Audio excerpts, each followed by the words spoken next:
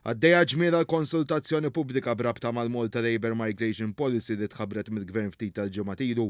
Bħala parti minn din il-konsultazzjoni il-Ministru responsabbli mill-Internu x-xogħol Byron Camilleri qed jiltaqa' ma' bosta stakeholders b'reazzjonijiet qed ikunu ferm pożittivi hekk kif din il-politika ġdida se ġġib bidla importanti fis-settur.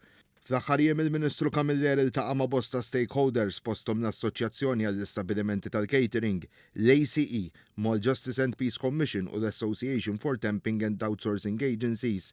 Il-Ministru Camilleri saħaq il-messaġġ ta' din il-politika u li jidħlu ħaddiema minn pajjiżi terzi fejn hemm bżonn biss. Sostna wkoll li min iġib ħaddiema ġodda jrid iħallas aktar għax lan tal-Gvern u li ninċentivaw l-investiment fil-ħaddiema li diġà għandna u l-produttività tagħhom.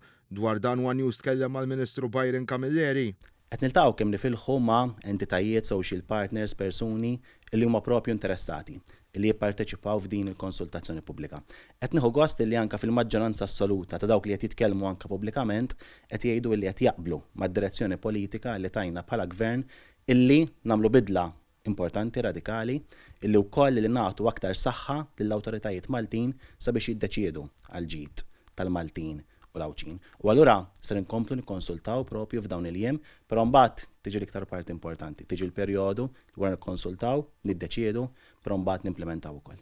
Il-konsultazzjoni pubblika se tibqa' miftuħa sad-9 ta' frar u kull min jixtieq jgħid tiegħu jista' jagħmel dan fuq publicconsultation.gov.mt.